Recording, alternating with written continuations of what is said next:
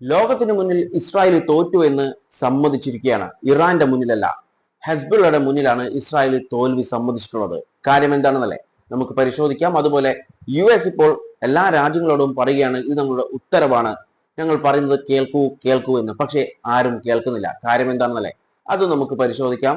അതുപോലെ US അറിയാത്ത, Israel അറിയാത്ത, എന്തിനേറെ പറയുന്നു ഇറാൻ പോലും അറിയാത്ത ചില സത്യങ്ങൾ എന്ന് പറയുന്ന തള്ളുകളുമായി വന്നിരിക്കുകയാണ് TG മോഹൻദാസ്. ആ തള്ളുകളും നമുക്ക് കേൾക്കാം. ഇതിനൊക്കെ മുൻപായി നമുക്കൊരു വീഡിയോ കാണാം.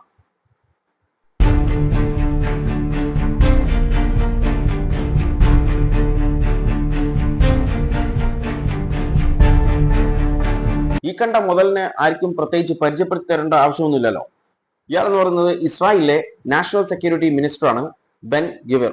ഇത് ഇവരുടെ, അതായത് അയാളുടെ ബർത്ത്ഡേക്കുള്ള കേക്കിന്റെ വിഷ്വൽസ് ആണ് നമ്മൾ കണ്ടിട്ടുള്ളത്. അപ്പോൾ ഈ കേക്കിന്റെ കണ്ടിട്ട് സോഷ്യൽ മീഡിയയിൽ വമ്പൻ ചർച്ചയാണ്. അതായത് അയാൾക്ക് അടുത്ത് തന്നെ തൂക്കുകയറ് കിട്ടും, അതിനുള്ള കാര്യങ്ങളാണെന്നൊക്കെ പറഞ്ഞിട്ടാണ്. പക്ഷെ സംഭവം അതല്ല.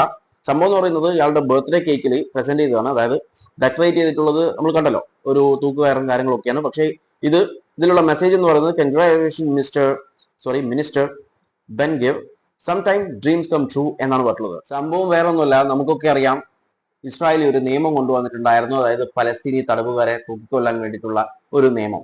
ആ നിയമത്തിന് പിന്നിൽ ഇയാളാണ്.